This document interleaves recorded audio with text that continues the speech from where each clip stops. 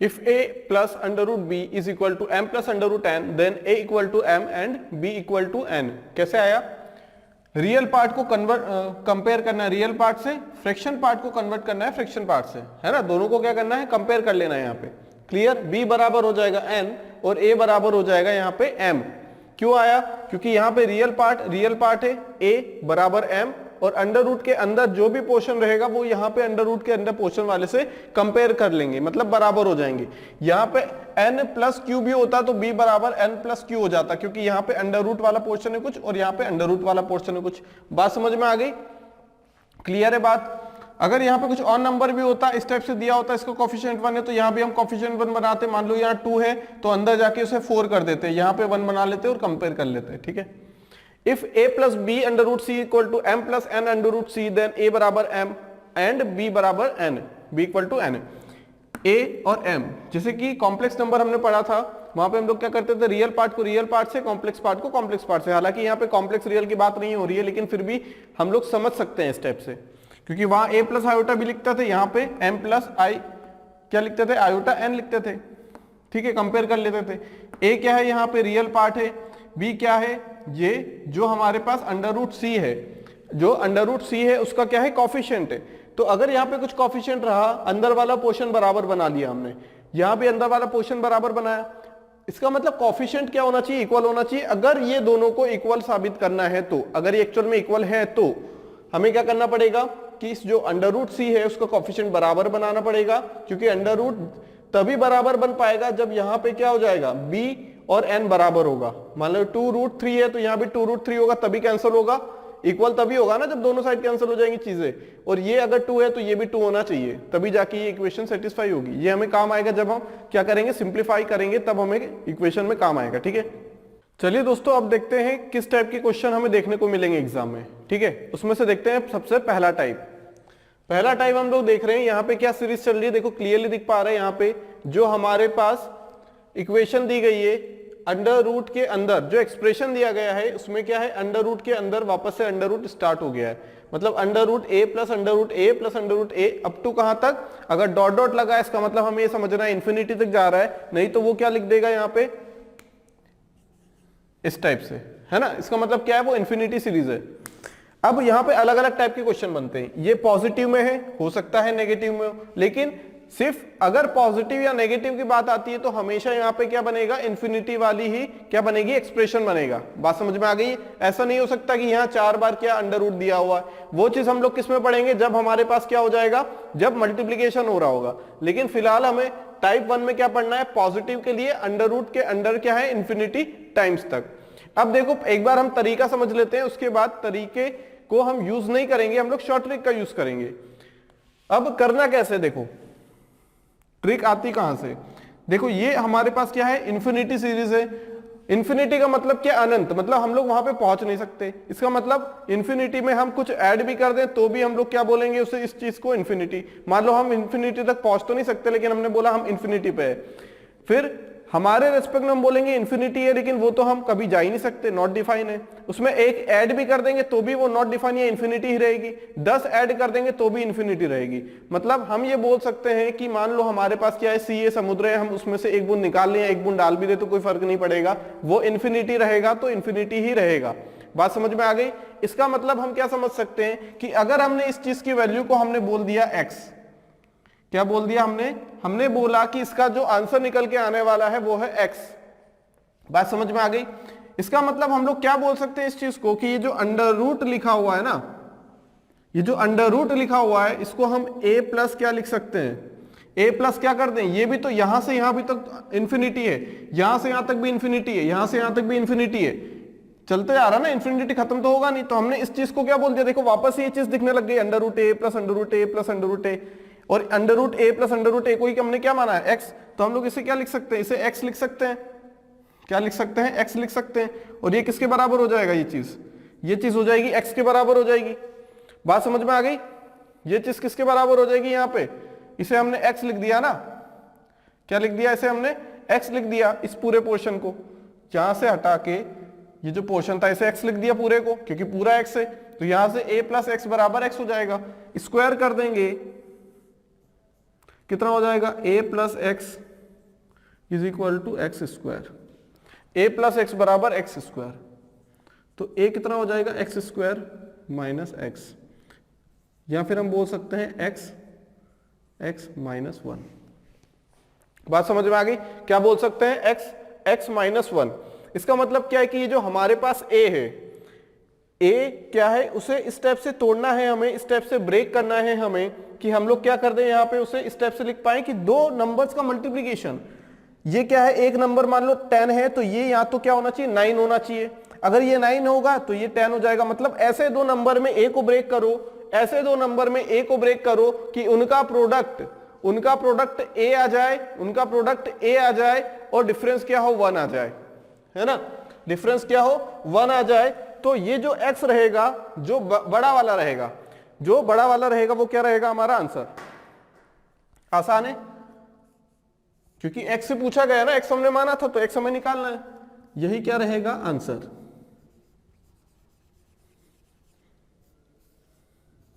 बात समझ में आ गई? क्योंकि मैक्सिमम टाइम हमें ऐसे ही नंबर दिए जाते हैं जो कि क्या हो ब्रेक हो जाएं, जो कि क्या हो ब्रेक हो जाएं। बात समझ में आ गई? अगर हम एग्जांपल लें, अगर हम एग्जांपल ले लें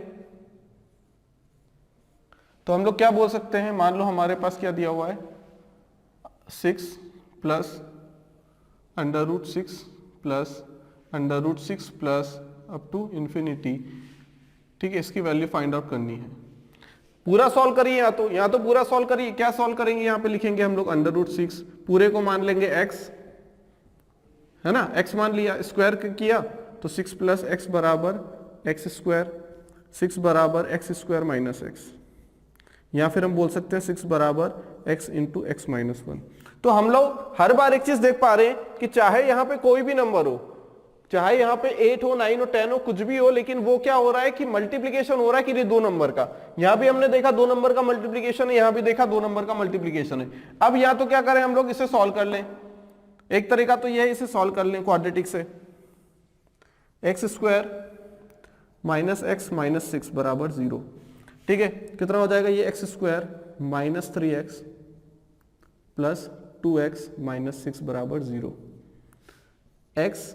x minus 3 plus 2 x minus 3 बराबर 0। तो x की वैल्यू आ जाएगी 3 और माइनस 2। पॉजिटिव वाला आंसर लेंगे क्योंकि अंडर रूट में है ना, अंडर रूट कभी भी नेगेटिव नहीं हो सकता, तो आंसर कितना आएगा 3 आएगा, ठीक है। एक तरीका तो ये, आंसर कितना आ गया इस चीज का 3 आ गया, ठीक है, बात समझ में आ गई। या फिर हम दूसरा तरीका क्या अपना सकते हैं, हम बोलें कि हम 6 को ऐसे दो मल्टीपल्स में ब्रेक करेंगे जिनका प्रोडक्ट क्या आएगा 2 और 3।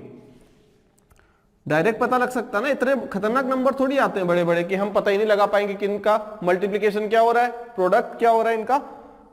ऐसे नंबर हैं जो जिनका डिफरेंस 1 है। अब देखो यहां पे बड़ा लेना है ना, ये 3 है तो ये 2 है, क्या बोल सकते हैं इसे 3 इंटू 3 माइनस 1 नहीं बोल सकते क्या, तो x क्या है यहाँ पे 3 आ जाएगा। तो ये वाला प्रोसेस करना लेंदी है, ये वाला आसान है। तो 3 क्या रहेगा हमारा आंसर, 3 क्या रहेगा, x की वैल्यू 3 क्या आ जाएगी आंसर।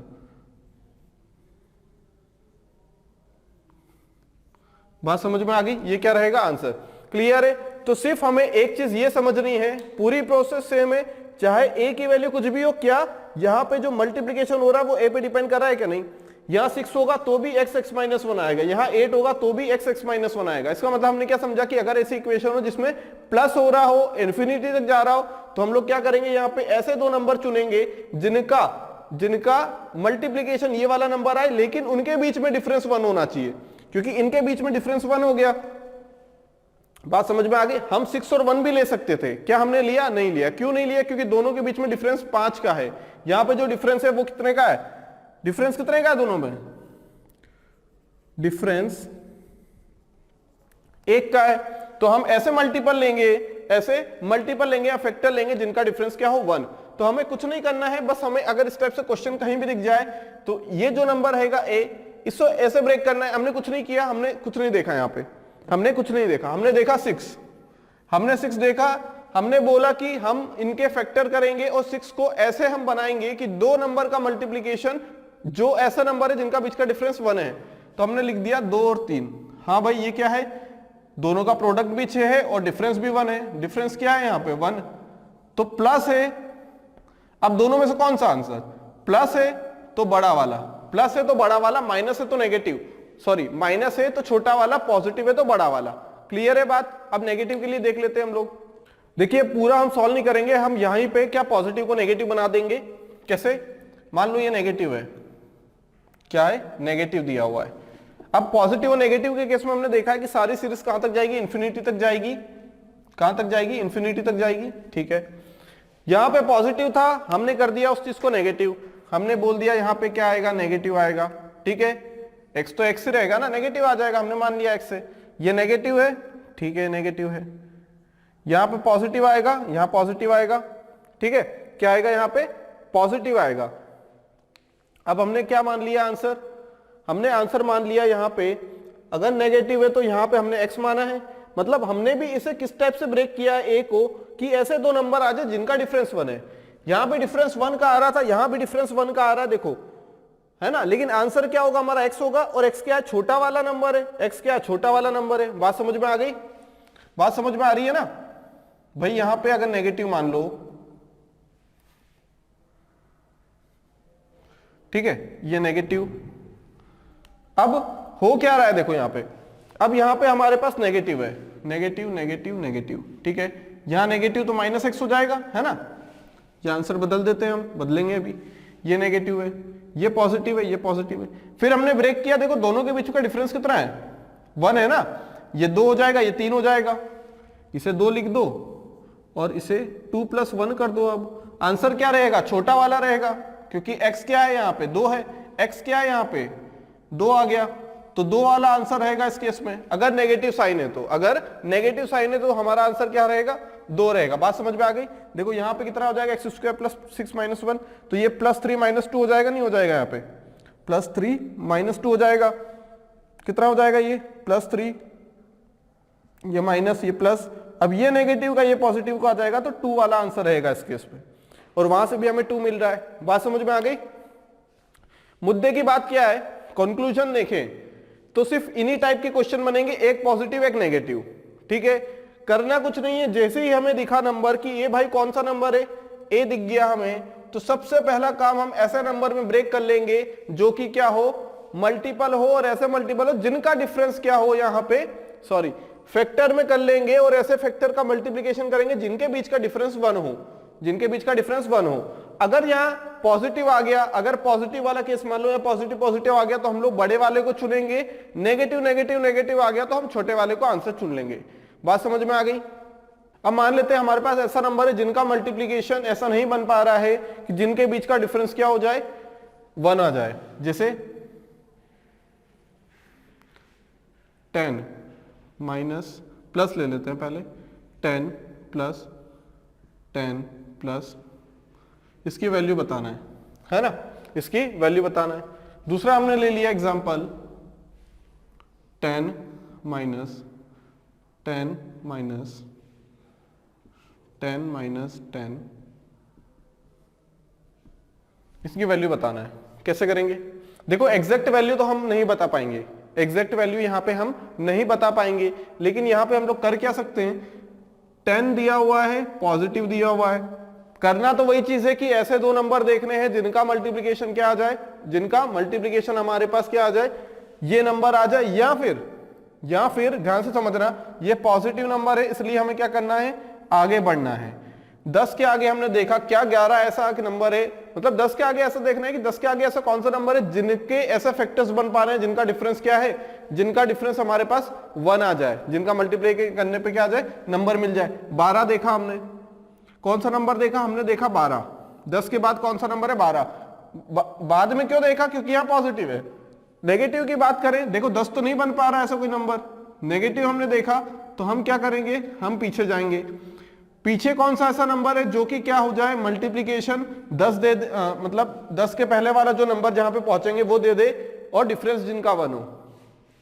4 2 8 नहीं, 3 3 9 नहीं, 3 4 12 नहीं, है ना। हमें तो क्या नंबर चाहिए, ऐसा नहीं कि 3 और 4 10 के पहले, तो ऐसा नहीं, वो नंबर जिसे हमें बनाना है वो 10 के पहले होना चाहिए। ठीक है, तो कौन सा हो सकता है, देखो 3 6 हो सकता है, 3 2 6, इसके फैक्टर बन सकते हैं ना, 2 और 3, 2 और 3, इसके फैक्टर बन सकते हैं 3 और 4, है ना। बाद वाला नंबर चाहिए तो 12 10 के बाद आता है, कम वाला नंबर चाहिए तो 6 10 से कम आता है, तो 3 इंटू 4, है ना। तो पॉजिटिव है। अब यहाँ पे पॉजिटिव नेगेटिव नहीं देखना, पॉजिटिव नेगेटिव का हमने एक बार यूज कर लिया है आगे बढ़ा के, नेगेटिव का हमने यूज किया है पीछे आके, है ना। नेगेटिव था तभी तो पीछे आए हम लोग। तो जो आंसर रहेगा वो 3 और 4 के बीच में रहेगा, इन बिटवीन 3 एंड 4। आंसर जो रहेगा वो रहेगा इन बिटवीन 2 एंड 3, है ना, इसके बीच में रहेगा आंसर। एग्जैक्ट आंसर नहीं बता पाएंगे, वैसे क्वेश्चन स्टेप से आएगा भी नहीं। अगर क्वेश्चन एग्जामिनर बनाएगा तो वो यहां पे देगा किसके बीच में आ रहा है। तो हमने पॉजिटिव देखा, पॉजिटिव का यूज करना था, तो हमने क्या किया यहां पे कि ऐसा नंबर देखा जिनका मल्टीप्लीकेशन हो रहा हो, कौन सा, जो हमें कंडीशन सेटिस्फाई करानी थी। मतलब दो ऐसे फैक्टर्स देखो जिनका मल्टीप्लीकेशन वो नंबर आ रहा हो और जिनके बीच का डिफरेंस 1 हो। यहां पे हमने देखा 12 एक ऐसा नंबर है 10 के बाद बात क्यों, क्योंकि पॉजिटिव लगा है जिनका 4 इंटू 3 हो सकता है। नेगेटिव लिखा था तो हमने बोला कि 10 के पहले वाला ऐसा कोई नंबर देखो जिसमें ये चीज हो सकती है। बात समझ में आ गई। तो आंसर 2 और 3 के बीच में रहेगा। और देखा जाए अगर एग्जाम्पल, और क्या देख सकते हैं हम लोग, 5 का ले लेते हैं, -5 up to infinity, find out करिए। नेगेटिव लिखा है, हाँ नेगेटिव लिखा है। तो ऐसा 5 के पहला ऐसा कौन सा नंबर है जिनका मल्टीप्लिकेशन ऐसा हो सकता है? क्या 4 का नहीं, 2 इंटू 2, क्या 3 नहीं, क्या 2 हो सकता है? हाँ 2 हो सकता है, क्योंकि नेगेटिव कम जाना है ना, पीछे जाना है नेगेटिव है तो 1 और 2, है ना। ऐसा मल्टीपल आ गया 1 और 2, डिफरेंस 1 है, तो इन बिटवीन, इन दोनों के बीच में रहेगा आंसर। ठीक है, किसके बीच में? 1 और 2 के बीच में। एक और एग्जांपल ले लें, 1 हो गया यहां पे, ठीक है।